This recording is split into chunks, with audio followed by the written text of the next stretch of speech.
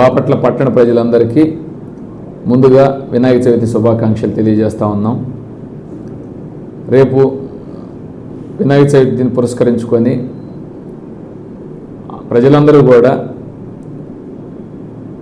వినాయక ప్రతిమలను మట్టితో తయారు చేసినటువంటి వాటిని పెట్టుకొని పూజించాలని చెప్పి ఈ సందర్భంగా నేను తెలియజేస్తా ఉన్నాము. అలానే ప్రతి ఒక్క వినాయక బొమ్మ దగ్గర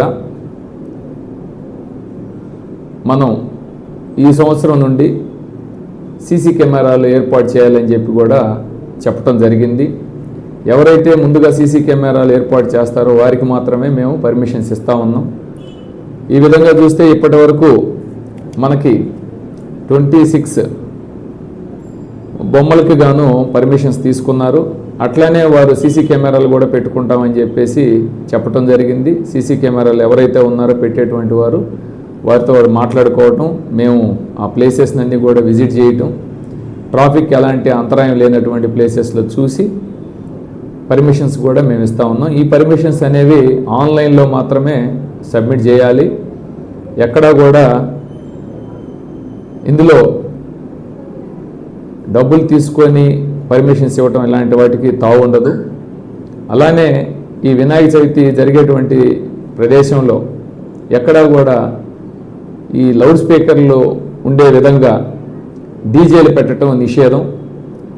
అక్కడ మైక్ సిస్టాన్ని ఏర్పాటు చేసుకోవాలని చెప్పి చెప్పడం జరిగింది.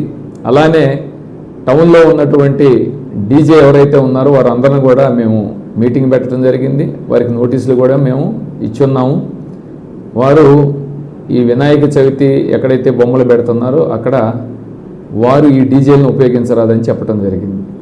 ఇక్కడ భక్తులు నిమజ్జనం రోజున ఎక్కడైతే నిమజ్జనం చేస్తున్నారో వారి బొమ్మతో పాటుగా భక్తులతో పాటుగా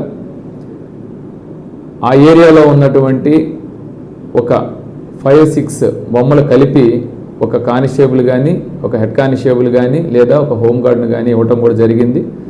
బొమ్మని ఏ ప్రదేశంలోనైతే నిమజ్జనం చేస్తారో ఆ ప్లేసెస్లో కూడా మేము ముందుగానే ఐడెంటిఫై చేసుకొని ఆయా ప్రదేశాల్లో వీలైతే సెక్యూరిటీ మెజర్మెంట్స్ అన్నీ కూడా, అంటే లైఫ్ జాకెట్స్ కానీ గజేతగాళ్ళను కూడా పెట్టి ప్రమాద హెచ్చరికలను కూడా అక్కడ సిగ్నల్గా రోపులను పెట్టి రెడ్ రేడియం స్టిక్కర్స్ని కూడా ఏర్పాటు చేస్తాం.